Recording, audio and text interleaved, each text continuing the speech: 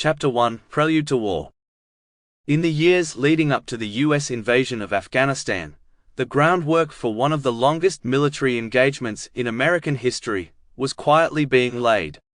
While the world largely focused on the aftermath of the Cold War and rising globalization, Afghanistan was descending into a power vacuum that would ultimately draw the attention and military might of the United States and its allies. The rise of the Taliban in the mid-1990s marked a dramatic shift in Afghanistan's political and cultural landscape. Emerging from the chaos of the Afghan civil war, the Taliban, a movement rooted in radical Islamic ideology, rapidly gained control over large swaths of the country, eventually seizing Kabul in 1996. Their rule was characterized by brutal enforcement of Sharia law, the oppression of women, and the eradication of cultural and religious diversity. Despite their severe policies, the Taliban's initial promise of stability in a fractured nation earned them both supporters and, to a degree, passive acceptance within parts of Afghan society.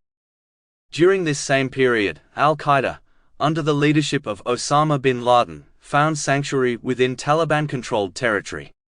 Expelled from Sudan in 1996, bin Laden sought refuge in Afghanistan, where he built training camps, recruited fighters, and plotted attacks against Western interests.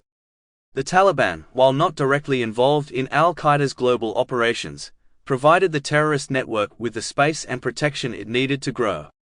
Intelligence agencies around the world began to raise alarms, but the decentralized nature of terrorism, combined with the geopolitical complexities of the region, limited any cohesive or immediate response.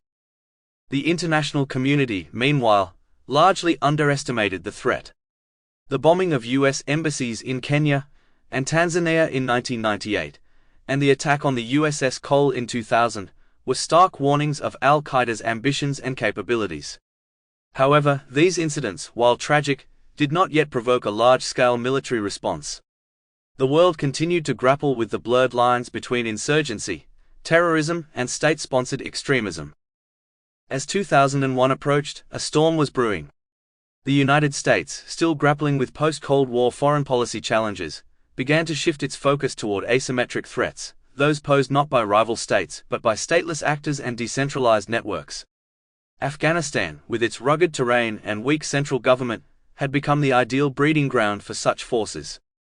In retrospect, it was not a question of if the US would intervene but when. The rise of the Taliban. The rise of the Taliban in Afghanistan was both swift and deeply rooted in the chaos that followed decades of war. After the Soviet Union. Sample complete. Ready to continue?